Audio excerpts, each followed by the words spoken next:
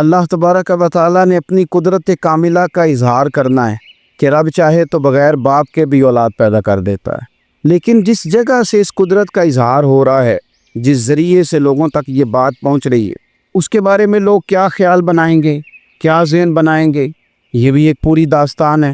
حضرت مریم رضی اللہ تعالی عنہا کو اللہ تبارک و تعالیٰ نے بغیر باپ کے جناب عیسیٰ علیہ السلام عطا فرما دیے۔ اب اس بات کو جب لوگوں کے سامنے پیش کیا جائے گا، لوگ کیا رائے دیں گے، یہ بھی تو ایک مشکل کام ہے نا۔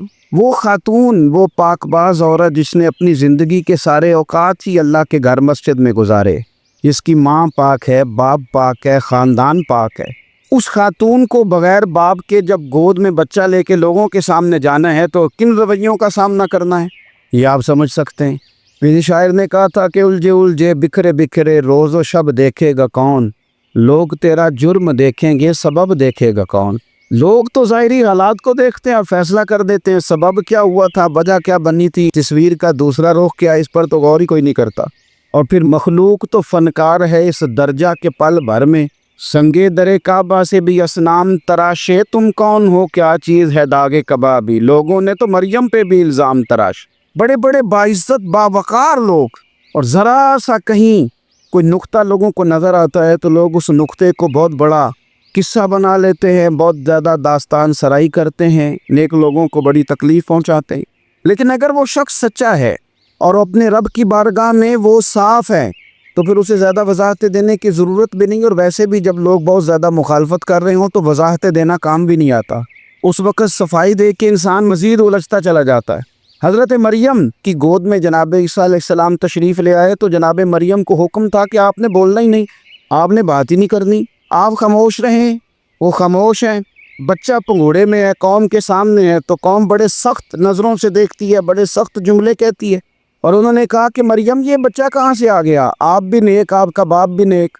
تو جناب مریم نے کیا کہا، قرآن مجید سورہ مریم کی آیت نمبر 29 دیکھیے، فَأَشَارَتْ إِلَيْهِ، تو جناب مریم نے نا پنگوڑے کی طرف اشارہ کیا، جناب عیسیٰ کی طرف اشارہ کیا، توجہ ادھر کی، فَأَشَارَتْ إِلَيْهِ، بچے کی طرف اشارہ کیا، گویا اس سے پوچھ لے تو قوم کیا کہتی ہے۔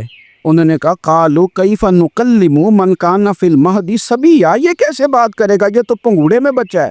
پنگوڑے میں بچے بھی کبھی بولے ہیں؟ وہ بولتے ہیں بھائی، پر جب رب چاہے، اور جب اللہ اپنے بندوں کو صاف کرنا چاہے، اور جب رب اپنے بندوں کی عزتوں کا محافظ بنے تو بچے پنگوڑوں میں بھی بولتے ہیں۔ جناب یوسف کے لیے بھی بولا تھا، جناب عیسیٰ بھی پنگوڑے میں بولے تھے، جناب جریج کے لیے بھی بولا تھا، بچے بولتے ہیں، لیکن کب، جب رب چاہے۔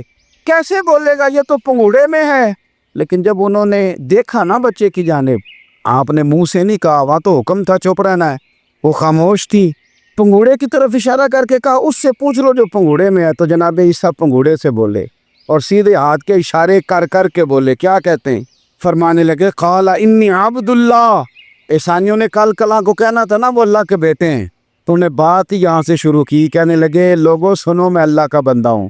بات شروع یہاں سے کی، جو کل بات ہونی تھی آج اس کا اظہار کیا، کہنے لگے انی عبد اللہ، میں اللہ کا بندہ ہوں، آتانی الکتاب، مجھے کتاب دی گئی ہے، وجعلنی نبیا، اور رب نے مجھے نبی بنا کے بھیجا ہے۔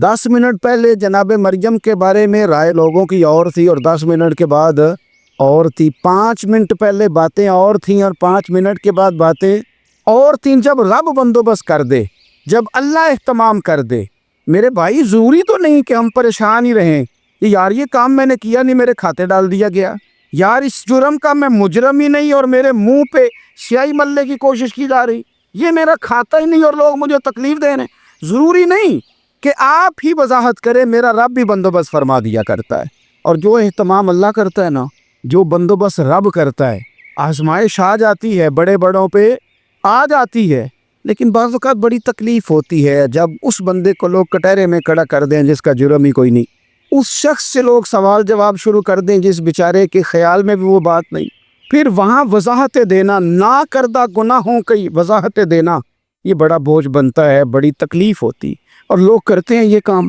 پھر اللہ تعالیٰ جب بندوبست فرمائے، صحیح بخاری میں حضرت جریج کا ذکر فرمایا، جریج نفل پڑھ رہے تھے، ماں نے آواز دی وہ آ نہیں سکے، نماز میں تھے، ماں ناراض ہو گئی، اس نے ہاتھ اٹھا کے کہا اللہ یہ اتنی دیر تک مرے نہ جب تک کسی بری عورت کا منہ نہ دیکھ لے۔ کسی اور کی دعا کے لیے سند نہیں ہے کہ وہ تیرے حق میں ضرور قبول ہوگی، لیکن ماں باپ کی دعا کے لیے میرے نبی پاک نے سند بیان کی ہے۔ سید عالم صلی اللہ علیہ وسلم فرماتے ہیں جب بھی ماں باپ اولاد کے لیے ہاتھ اٹھاتے ہیں رب ضرور قبولیت کا شرف عطا کرتا ہے۔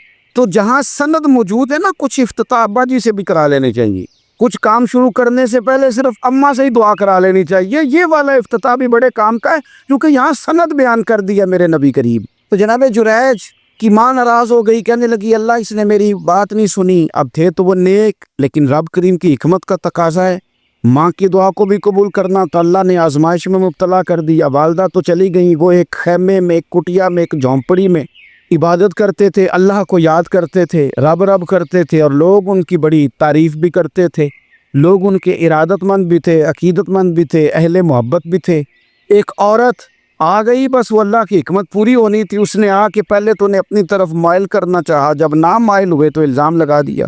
یہ ہمارے دور کا تقاضا ہے، لوگ پہلے آپ کو اپنے حق میں قائل کرتے ہیں، اپنی فرما برداری میں لانا چاہتے ہیں، اگر آپ نہیں آتے تو پھر وہ آپ کو مجرم قرار دے دیتے ہیں، یا میرے ساتھ چل ورنہ پھر میں تیرے خلاف پراپیگنڈا کروں گا۔ دو ہی باتیں، پہلے اس نے قائل کیا، جب جناب جنید قائل نہ ہوئے تو اس نے قریب ایک چرواہا تھا، اس چرواہے کے ساتھ جا کے منہ کالا کیا، مقررہ وقت پہ بچہ پیدا ہو گیا۔ لوگوں نے کہا کس کا ہے؟ کہنے لگی اس خانقاہ میں، اس حجرے میں عبادت کرنے والے کا ہے۔ اگر کسی دیندار پر ذرا سا بھی الزام لگ جائے تو آپ یقین کریں کہ بڑے بڑے خوفناک لوگ بھی نیک ہو جاتے ہیں، جن کا اپنا سارا ماضی کالا سیاہ ہو وہ بھی اجالوں کے راہبر بن جاتے ہیں، جن کی اپنی زبانیں ساری زندگی آلودہ رہی ہوں وہ بھی بڑے بڑے اعلیٰ سچ بولنے لگتے ہیں۔ اعلیٰ کچے میرے مکان کی دیوار کیا گری، لوگوں نے تو میرے صحن میں رستے ہی بنا لیے۔ بڑے لوگ آ جاتے ہیں پھر بڑا کچھ کرتے ہیں اور بڑے بڑے خوفناک جملے کستے ہیں، بس کو نقطہ جو ہاتھ آ گیا، ایسے جیسے گرنے کا انتظار کر رہے تھے۔ اب جناب لوگ اٹھے، احتجاج شروع ہو گیا، شور پڑ گیا، یہ بابا بڑا نیک بنتا تھا، نفل پڑھتا تھا، عبادتیں کرتا تھا، دیکھو اس کا حال کیا ہے کہ اس نے ناجائز بچہ پیدا کیا۔ بغیر تحقیق کے میں کہہ چکا ہوں کہ الجھے الجھے بکھرے بکھرے روز و شب دیکھے گا کون، لوگ تیرا جرم دیکھیں گے سبب دیکھے گا کون۔ لوگ تیرا جرم دیکھیں گے، سبب کوئی غور نہیں کرتا کہ وجہ کیا تھی۔ او بھائی کچھ تو مجبوریاں رہی ہوں گی، یوں ہی کوئی بے وفا نہیں ہوتا۔ الزام لگا دیا، شور ہوا، احتجاج ہوا، دنیا اکٹھی ہوئی، ان کا انہوں نے اجرا گرا دیا، مارا بھی، پیٹا بھی، ایک نیک آدمی کو بدنام بھی کیا، برا بھلا بھی کہا، گالیاں بھی دیں، جو کر سکتے تھے کیا۔ اب جب سزا دینے لگے نا تو جناب جریج کہنے لگے تھوڑی سی اجازت دیتے ہو، مار تو تم نے دینا ہی ہے۔ کہا جناب ٹھیک ہے دیتے ہیں۔ انہوں نے کہا صرف 2 نفل پڑھنے ہیں۔ اب وہ نفل پڑھ رہے تھے تو لوگ اس وقت بھی کہہ رہے تھے فراڈ ہی کر رہا ہے، دھوکہ ہی دے رہا ہے، چونکہ ذہن بن گیا نا، بدگمانی آ گئی۔ انہوں نے 2 نفل پڑھ کے ہاتھ اٹھائے، کہا اللہ جانا تو میں نے ہے، پر اس رسوائی کے ساتھ جنازے تک نہیں خراب ہو جاتے، قبریں تک نہیں لوگ بدنام کر دیتے، کہ اللہ جانا تو ہے پھر اس رسوائی کے ساتھ، تو میری مدد فرما، اب تو میرا کیس تیری ہی عدالت میں ہے، تو رحمت کا دروازہ کھول۔ ہاتھ اٹھائے، دعا مانگی، نفل پڑھے، پورے مجمع پہ نظر دوڑائی، کوئی نہیں تھا سپورٹ کرنے والا۔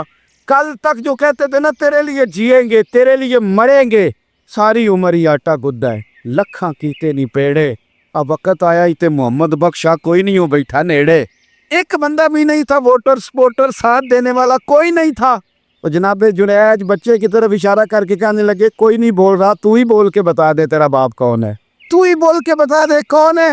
اللہ اکبر، میرا رب جب چاہے تو بچے بولتے ہیں، رب چاہے تو گونگے بولتے ہیں، رب جب چاہے تو پھر پتھر بھی بولتے ہیں۔ جب کہا نا تو ہی بتا تو بچہ بولا، اور بول کے کہنے لگا میرا باپ جریج نہیں، میرا تو وہ ہے جو بکریاں چرانے والا ہے، وہ میرا باپ۔ جب رب کریم نے توفیق دی تو بچہ بول پڑا۔ جب رب بندوبست کرتا ہے کسی کی عزت کی حفاظت کا تو پھر کوئی اسے رسوا کر سکتا؟ یاد رکھنا جب رب محافظ ہو تو پھر لوگوں کا پراپیگنڈا وہاں کچھ کر سکتا؟ لوگ کئی دفعہ بڑا گہرا جال بنتے ہیں، سازش کا رنگ بڑا گہرا ہوتا ہے، عام سادے آدمی اس کو سمجھ نہیں پاتے، اس پراپیگنڈے کا حصہ ہو جاتے ہیں، انہیں پتہ ہی نہیں چلتا یہ بات دراصل کیا کی جا رہی ہے۔ یہ کتنی گہری حسد کی آگ ہے جس کو لوگ بغض کے ساتھ ہوا دے رہے ہیں۔ اپنی عداوت کے ساتھ اس کو زیادہ جلا رہے ہیں۔ حضرت سیدنا عائشہ صدیقہ رضی اللہ تعالیٰ عنہ بیان کرتی ہیں، اور لطف کی بات یہ بھی بخاری میں موجود ہے۔ میں نے جناب جنید کا قصہ عرض کیا تو بخاری سے، یہ عرض کر رہا ہوں تو بخاری سے۔ یہ واقعہ میں حضور کی امت کے کسی ولی کا بیان کرتا تو لوگوں نے کہنا تھا ہماری سمجھ میں ہی نہیں آتا۔ بعض لوگوں کا خیال ہے کہ داتا صاحب کی کرامت بھی نبی پاک کی بیان کریں۔ او خدا کے بندوں کو خیال کرو، داتا صاحب تو کئی سو سال بعد آئے ہیں، وہاں اگر کوئی کرامت ہوگی تو حضور بیان کریں گے؟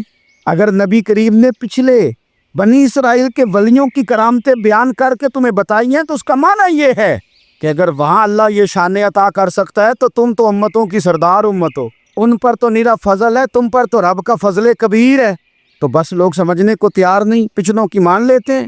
جناب آصف بن برخیہ کی کرامت جو سورہ نمل میں آئی وہ تو مانیں گے، پر غوث پاک کی کرامت یہ پتہ نہیں عجیب فلسفہ ہے، اور کس طرح کا فلسفہ ہے یہ سمجھ سے بالاتر ہے کہ بنی اسرائیل کا کوئی ولی ہو تو اس کی کرامت ہو سکتی ہے، اور نبی پاک کی امت کا ہو تو اس کی ہو ہی نہیں سکتی۔ کیا معنی ہے اس بات کا؟ اور لوگ ہیں کہ داد و تحسین دے رہے ہیں، واہ واہ کر رہے ہیں۔ اللہ تعالیٰ سمجھنے کی توفیق عطا فرما۔ حضرت عائشہ صدیقہ رضی اللہ تعالیٰ عنہ فرماتی ہیں ایک عورت تھی اور اسے نبی پاک صلی اللہ تعالیٰ علیہ وسلم نے وہ کلمہ پڑھ کے مسلمان ہوئی، مدینہ طیبہ آ گئی تو حضور نے مسجد نبوی شریف میں اس کے لیے مکان، ایک سادہ سا کمرہ ساتھ مسجد کے بنوا دیا، وہیں رہنے لگی۔ اکثر وہ سیدہ طیبہ کے پاس آتی تو حضرت عائشہ صدیقہ رضی اللہ تعالیٰ عنہ فرماتی ہیں وہ بڑی باتیں سناتی اور آخر میں کہتی وہ ہار والا دن بھی بڑا عجیب دن تھا، اور میرے رب کی قدرتوں کا دن تھا، وہ بھی بڑا عجیب دن تھا۔ سیدہ عائشہ صدیقہ رضی اللہ تعالیٰ عنہ ایک دن فرمانے لگی کہ تو ہار والے دن کا بڑا ذکر کرتی ہے، وہ کیا دن تھا؟ تو خاتون کہنے لگی اماں جی وہ دن تھا جب میرے رب پر بھروسہ اور مضبوط ہو گیا، جس دن میرا اپنے رب پر توکل اور بڑھا، میرے ایمان میں یقین میں اور پختگی آئی۔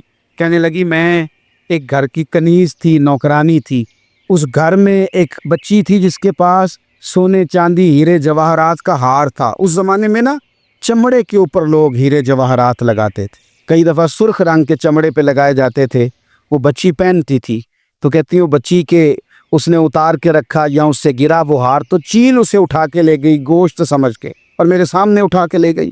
گھر والوں نے مجھ سے پوچھا، یہ بخاری میں موجود ہے، گھر والوں نے پوچھا مجھ سے کہ وہ ہار کہاں ہے تو میں نے کہا چیل اٹھا کے لے گئی۔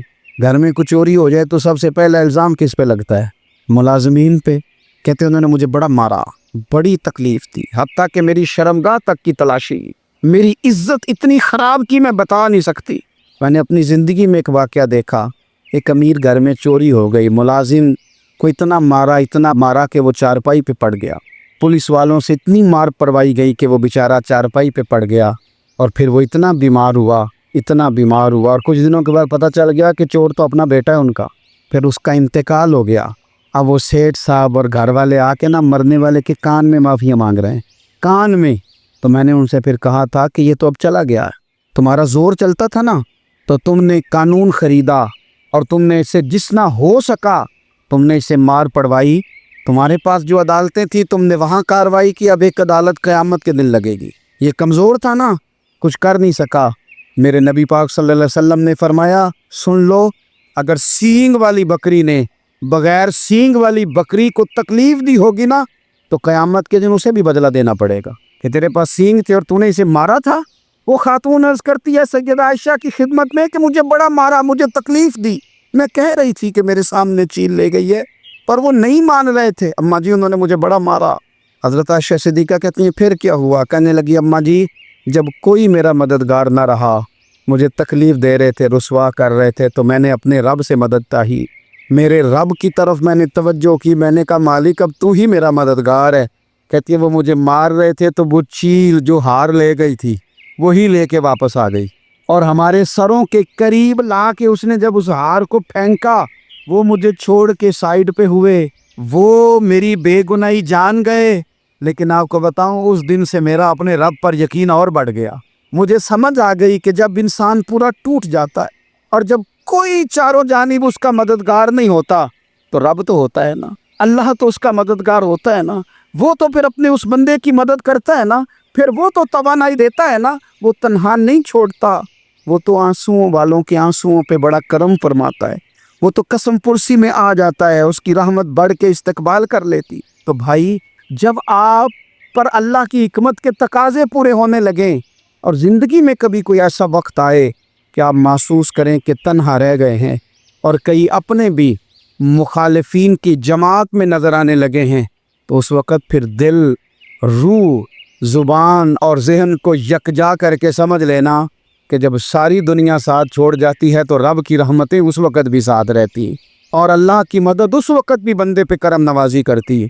ایک اور حدیث سنیں، لطف کی بات یہ ہے، یہ بھی بخاری میں ہے، یہ بھی واقعہ بخاری میں ہے۔ اللہ اکبر۔ ایک شخص نے نا ایک بندے سے قرض مانگا، اس نے کہا مجھے قرضہ دو۔ وہ کہنے لگا کہ کتنا قرضہ؟ اس نے کہا 1000 دینار۔ دینار سونے کا ہوتا تھا، درہم چاندی کا ہوتا تھا۔ 1000 دینار چاہیے۔ اس نے کہا کوئی گواہ ہے تیرے پاس؟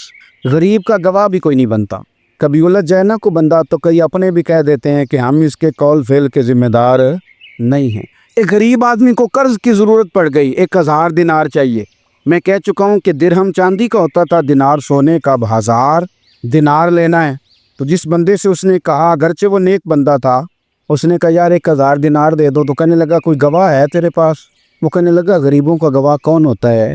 ہاں ایک گواہ ہے۔ کہا کون؟ کا میرا رب، وہ تیرے اور میرے بیچ گواہ ہے۔ اس نے کہا کوئی کفیل، اگر تو پیسے نہ دے سکے تو وہ بعد میں دے دے، یا تجھے کچھ ہو جائے تو وہ دے دے۔ اس نے کہا کفیل بھی میرا اللہ ہی ہے، میرے پاس اگر ہے تو رب کریم کا نام ہے، اگر اعتماد کر سکتا ہے تو کر لے۔ بندہ نیک تھا، اس نے کہا رب کے نام پہ، رب کی کفالت پہ، اللہ کو گواہ بنا کے میں تیار ہوں تجھے 1000 دینے کو۔ اس نے 1000 دینار دے دیا، وقت واپسی کا طے ہو گیا۔ وہ چلا گیا پیسے لے کے۔ اس نے پوری محنت کی کہ میں نے وقت پہ پیسے لوٹانے، پوری محنت بھی کر لی، اللہ نے مدد بھی کر دی، پیسے بھی اس تاریخ کو اسے مل گئے۔ بعض لوگوں کا تو لوٹانے کا دل ہی نہیں نہ ہوتا۔ فرمایا حدیث پاک میں کہ تو لوٹانے کا ارادہ کر، رب تیری مدد بھی فرمائے گا۔ لیکن یہاں بہت سارے لوگ کہتے ہیں خیر ہے، ارادہ ہی نہیں، تو پھر جس طرح کا بندے کا گمان ہو رب بھی اسی طرح کا معاملہ فرماتا ہے۔ اس نے پیسے جمع بھی کر لیے اور واپس دینے کو تیار بھی ہو گیا، لیکن رستہ بحری جہاز کا تھا، کشتی کا تھا، دریا کے رستے واپس آنا تھا۔ اب وہ جب آ گیا دریا کے کنارے تو بڑی کوشش کی، پر وہاں اسے کوئی کشتی نہیں ملی۔ وقت پہ پیسے لوٹانے ہیں، سفر کرنا ہے، اب سواری میسر نہیں ہے۔ سوچ سوچ کے پریشان تھا کہ میں نے تو اللہ کے نام پہ لیے۔ اچانک دل میں ایک تجویز آئی، اس نے ایک لکڑی لی، لکڑی کو اندر سے کھولا، 1000 دینار اس میں بھرا، بخاری پڑھ رہا ہوں، اور ساتھ ایک خط بھی لکھا کہ یار میں پیسے پہنچانا چاہتا تھا اور مجھے کوئی چیز نہیں ملی دریا کے اس پار آنے، اللہ کے نام پر تیری طرف روانہ کر رہا ہوں۔ اور یہ کہہ کہ وہ لکڑی دریا میں رکھ دی، وہ لکڑی ڈوب گئی ہے، واپس آ گیا۔ وہ جس نے پیسے لینے تھے وہ عین مقررہ وقت پر دریا کنارے آیا۔ صبح سے سر شام تک اس نے انتظار کیا، دل ڈھلنے لگا تو دل میں خیال آ گیا کہ یار نہیں، اس نے دینے ہی نہیں، جھوٹا وعدہ کر گیا، پہنچا ہی نہیں وقت پہ۔ اب جب واپس لوٹنے لگا تو اچانک دریا میں ایک لکڑی تیرتی ہوئی دکھائی دی۔ کہنے لگا لے جاتا ہوں، شام کو روٹیاں پکانے کے کام آئے گی، ایندھن بنا کے جلا لوں گا، ہنڈیا پک جائے گی۔ لکڑی اٹھا کے جلانے کے لیے گھر لایا، گمان تھا کہ وہ نہیں آیا وعدہ کر کے، اللہ کو کفیل اور وکیل بنا کے اور گواہ بنا کے پھر بھی نہیں آیا۔ لکڑی لے کے گھر گیا، بخاری ہے، اور جب اس کو چیرا نہ کہ میں اس کی آگ جلاؤں گا، کھولا تو اندر سے 1000 دینار بھی نکل آیا، خط بھی نکل آیا۔ اب ذرا سمجھنا، اس کے دل میں بات کس نے ڈالی کہ تو لکڑی میں پیسے ڈال دے؟ اللہ نے۔ اس بندے کو مقررہ وقت پہ کنارے بھیجا کس نے؟ لکڑی صرف اسی کے ہاتھ آئی تو یہ بندوبست کیا کس نے؟ اللہ نے۔ گھر جا کے چیری تو پیسے بحفاظت اس تک پہنچائے کس نے؟ تو پھر ہمیں بھی توجہ اللہ کی جانب ہی کرنی چاہیے، ہمارے بھی دل کی توجہ رب کی طرف ہی ہونی چاہیے نا، ہمیں ادھر ادھر جانے کی، دیکھنے کی، بندوں پر غور کرنے کی ضرورت کیا ہے؟ وہ پیسے پہنچ گئے، یہ وہاں اپنی جگہ پہ پریشان تھا، اس نے 1000 دینار اور جمع کیا۔ پھر دوبارہ ایک دن دریا کنارے آیا، کشتی مل گئی، بیٹھ کے اپنے اس بھائی کے پاس آیا، کہنے لگا دیکھنا مجھ پر بدگمان نہ ہونا، پیسے اس تاریخ کو بھی جمع کر لیے تھے، دریا پہ آیا تھا پر کشتی نہیں ملی تھی، پھر میں نے نا لکڑی میں ڈال کے خط ڈال کے تیری طرف بھیج بھی دیے تھے، لیکن آج میں پھر لے کے آ گیا ہوں۔ وہ کہنے لگا خوش ہو جا، جس رب کو تو نے میرا اور اپنا گواہ بنایا تھا اس رب نے میرے تک پہنچا بھی دیے ہیں۔ جب لوگ اللہ کو گواہ بناتے ہیں، رب کی جانب اپنی توجہ کرتے ہیں، اپنی چاہتوں، خواہشات اور اپنی ساری چٹھیاں اپنے رب کریم کی رحمت کی طرف روانہ کرتے ہیں، پھر اللہ اپنے بندوں کو مایوس نہیں کرتا، اللہ اپنے بندوں کو نواز دیتا ہے، اللہ تبارک و تعالیٰ اپنے بندوں پہ کرم نوازی کرتا۔ او سنگیو، ساری امیدیں سیٹھوں، نوابوں، دنیا داروں سے کیوں وابستہ کرتے ہو؟ ساری توجہات کا مرکز کیوں ان لوگوں کو بناتے ہو جو تمہیں دنیا میں مضبوط نظر آتے ہیں؟ اپنی توجہات کا مرکز اپنے خدا کو بنائیے، اپنے مالک کی جانب اپنی ساری خواہشات کا رخ پھیر دیجیے، اپنی توجہات اپنے رب کی جانب کر لیجیے۔ وہ اپنے بندوں پہ بڑی کرم نوازی فرماتا ہے، وہ عزتوں کا بھی محافظ ہے، وہ پریشانیوں میں کرم نوازیاں فرمانے والا ہے، وہ ساتھ دینے والا ہے، وہ اس کی رحمت قریب آ کے بندے کو سہارا دیتی ہے، وہ اپنے فضل سے اپنے بندوں کی ہر مشکل میں دستگیری فرماتا ہے۔ اس یہاں سے کبھی ہم نے کنارہ نہ کیا، اور تو نے بھی تو دل آزردہ ہمارا نہ کیا۔ ہم نے تو جہنم کی بہت کی تدبیر، پر مولا تیری رحمت نے گوارا نہ کیا۔ عدل کریں تے تھر تھر کمبن، اچیاں شانہ والے، تجھے تو فضل کریں تے بخشے جامن، میرے جے منہ کالے۔ آخر دعوایا ان الحمد للہ رب العالمین۔